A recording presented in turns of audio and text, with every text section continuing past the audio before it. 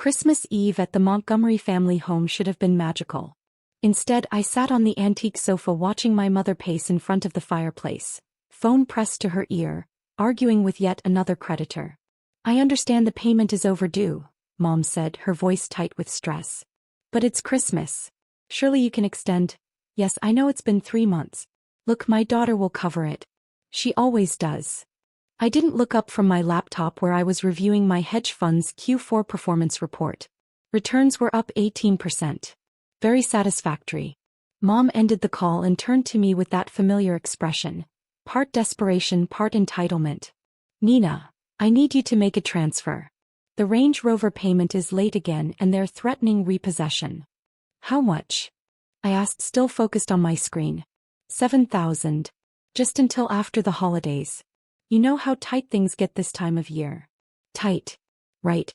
Because my parents lived in a 6,000 square foot house, drove luxury vehicles and belonged to 3 country clubs. Very tight. "I transferred $5,000 last week," I said. "For the emergency roof repair that turned out to be a vacation to Aspen." "That was a legitimate emergency," Mom protested. "Your father needed to de-stress. His blood pressure could be managed without a luxury ski resort." My brother Derek emerged from the kitchen, champagne glass in hand, wearing the Rolex I'd supposedly given him for his birthday. The one Mom had purchased using my credit card without asking. "Nina, don't be difficult," he said. "It's Christmas. Just pay the car note. You know Mom stresses about this stuff." "Maybe Mom should stress about paying her own bills," I suggested mildly. Derek laughed. "Come on. You make good money. We know you can afford it. Stop being selfish." Good money. They thought I made good money as a financial analyst. They had no idea. "Actually," I said, "I can't afford it. I've transferred over $180,000 to family accounts this year alone. My supposed available credit is maxed out." Mom's face paled. "Maxed out? But you always have." "I always have limits," I said. "Like everyone else. And those limits have been reached." "This is ridiculous," Derek said. "You're really going to let Mom's car get repossessed on Christmas Eve? What kind of daughter?" My phone buzzed. Text from my publicist, Amanda. "Forbes list goes live at 6 p.m. Eastern Standard Time. Prepare for media inquiries. Congratulations on number 247. I glanced at the time. 5:47 p.m. What kind of daughter? I repeated Derek's question. "The kind who's tired of being treated like an ATM instead of a person." "ATM?" Mom's voice rose. "Nina, that's not fair. We're family. Family helps each other. Family respects each other," I countered. "Family doesn't forge signatures on loan applications. Family doesn't open credit cards in each other's names without permission." The room went silent. Dad emerged from his study, drink in hand. "Now Nina, let's not ruin Christmas with dramatics. Your mother asked for a simple favor." "A favor would be asking me to pet sit," I interrupted. "Stealing my identity to secure a home equity loan isn't a favor. It's fraud." "Stealing?" Dad's face reddened. "That's our house too. We raised you in that house." "The house that's been in my name for 2 years," I said calmly. "The house where the mortgage payments come from my account. The house you refinanced without telling me, taking out $400,000 in equity that you've somehow already spent." Mom sank into a chair. "How did you know?" "Because I actually read financial documents. Unlike you who just spends money and assumes it will magically appear." Derek set down his champagne. "Okay, you're clearly upset. Why don't we all just calm down?" "I am calm," I said. "I've been calm for 5 years while you drained every account you could access. While you used my credit to fund your lifestyle.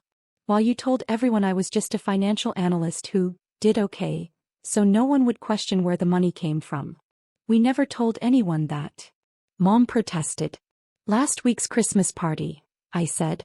"I heard you tell the Hendersons that I work at some investment firm doing basic analysis. That I live modestly. That I'm saving up to maybe buy a small condo someday." "Well, you do work at an investment firm," Dad said defensively. "I own an investment firm," I corrected. "Montgomery Capital Management. Assets under management, $2.4 billion. I don't work there." I founded it. The silence was deafening. Derek laughed nervously. You own, that's impossible. You're 31 years old.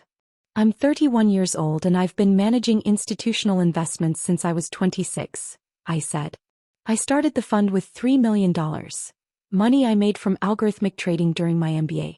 We've had compound annual returns of 23%. Do the math. Mom's hands were shaking. 2.4 billion? Nina, that can't be. My phone buzzed again. Multiple notifications. The Forbes list had gone live early. I turned my laptop around showing them the screen. Forbes 400 Richest Americans. Number 247. Nina Montgomery, 31, hedge fund manager. Net worth.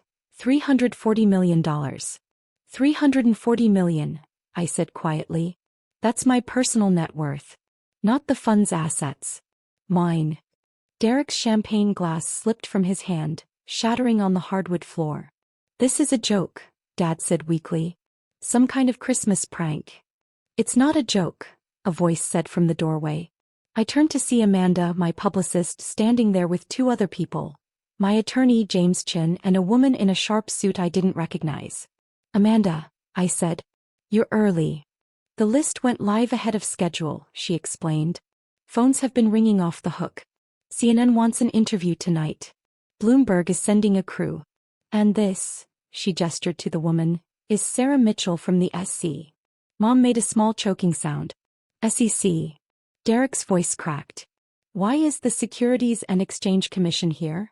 Sarah Mitchell stepped forward, her expression professional and cold. I'm here regarding multiple unauthorized transactions and potential securities fraud related to accounts held by Nina Montgomery. I contacted them 3 weeks ago, I explained to my family. After I discovered you'd been accessing not just my personal accounts, but attempting to access my corporate investment accounts.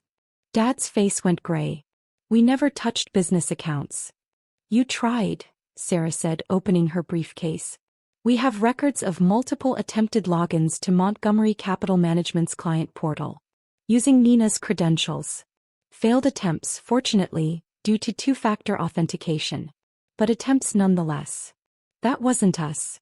Mom insisted. We would never. Mom, I said tiredly, you have a document on your computer titled Nina's Passwords. I found it 6 months ago when I fixed your laptop. It included my old banking passwords, my social security number, and notes about trying to guess my work login.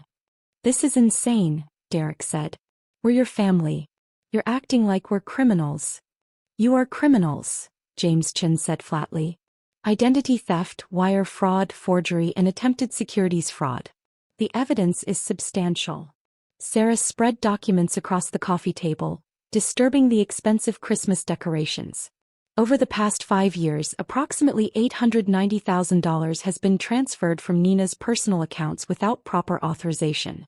An additional $400,000 was obtained through a fraudulent home equity loan. Multiple credit cards were opened in her name. We're on those cards. Mom interrupted. She gave us permission. I never gave written authorization, I said. And the applications have forged signatures.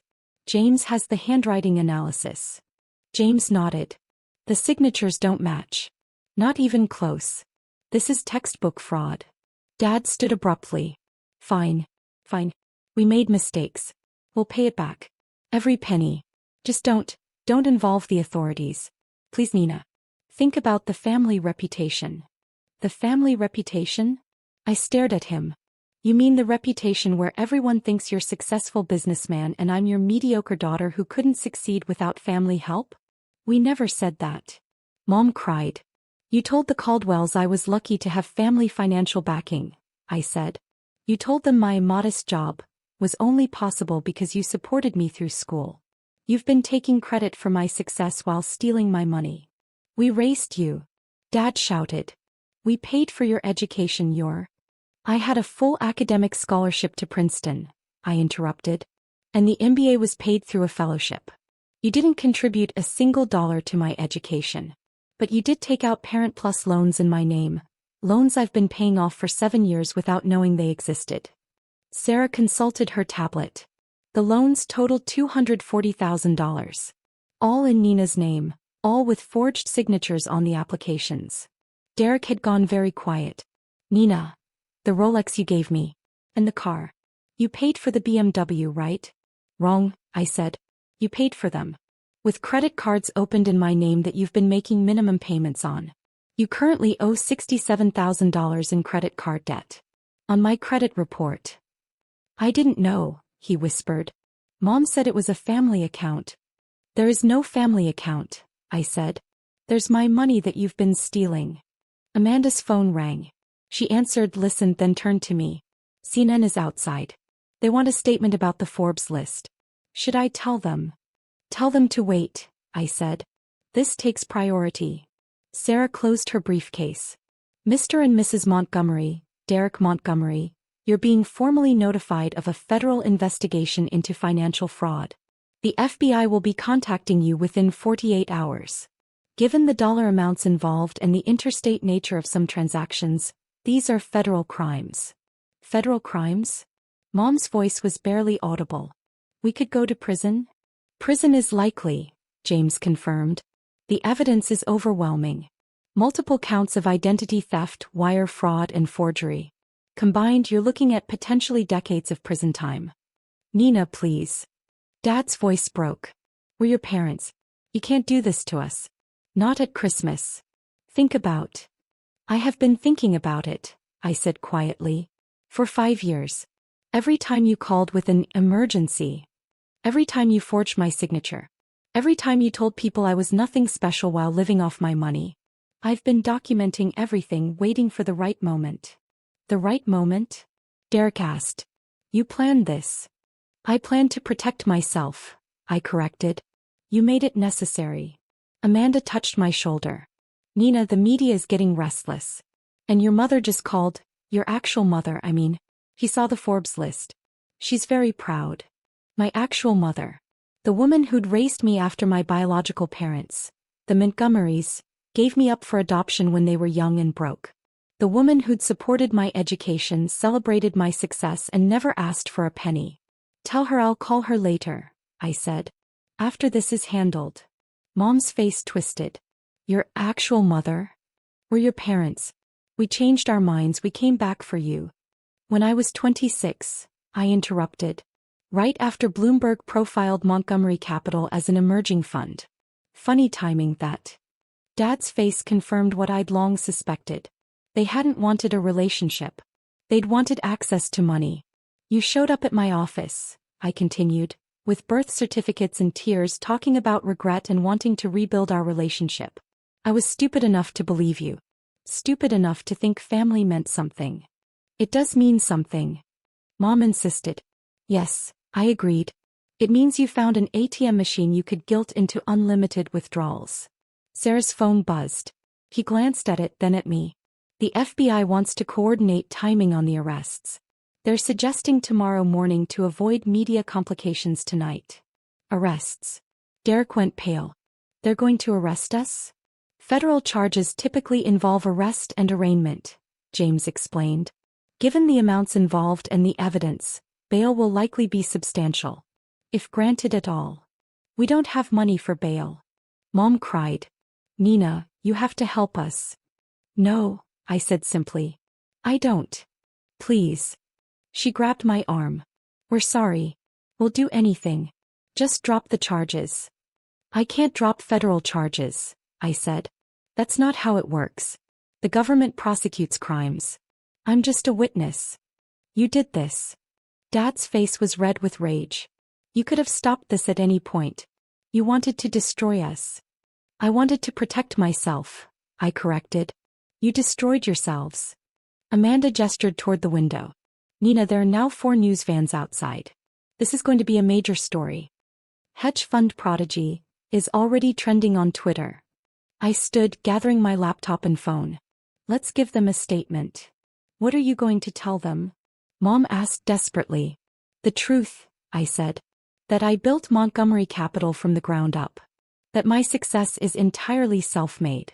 And that I'm cooperating with federal investigators regarding financial crimes committed against me. You're going to tell them publicly? Derek looked horrified. Everyone will know. Everyone will know you're criminals, I finished. Yes. That's the point. Nina, please. Mom was crying now. Don't do this. We'll lose everything. Our friends, our reputation, our freedom. You'll lose what you stole, I said. That seems fair. I walked toward the door, my team following. At the threshold, I paused and looked back at the family that had never been family. The people who'd seen me as a resource to exploit rather than a daughter to love. One more thing, I said. The house you refinanced. I'm foreclosing. The cars purchased with fraudulent loans? Being repossessed. The country club memberships paid with my credit cards? Cancelled. By New Year's you'll have nothing but each other and your legal bills. This is Christmas, Mom whispered. How can you be so cruel? You called me an ATM, I said quietly. You maxed out cards in my name. You forged my signature dozens of times. You stole nearly $1.3 million from me. And you did it all while telling people I was mediocre and unremarkable. But I'm the cruel one. I walked out into the cold December night where camera lights were already flashing. Amanda positioned me in front of the microphones. Ready? I thought about the scared 26-year-old who'd welcomed her biological parents back into her life, hoping for connection.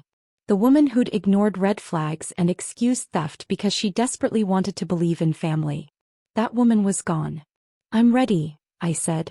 The cameras rolled and I told my story. Not a victim's story, a victor's story. The self-made billionaire who'd built an empire while her family tried to tear her down. Inside the house, through the window, I could see them watching. Mom crying. Dad drinking. Derek staring at his phone as his social media exploded with the news. Tomorrow the FBI would arrest them. Their names would be in headlines. Their friends would abandon them. Their comfortable life would end.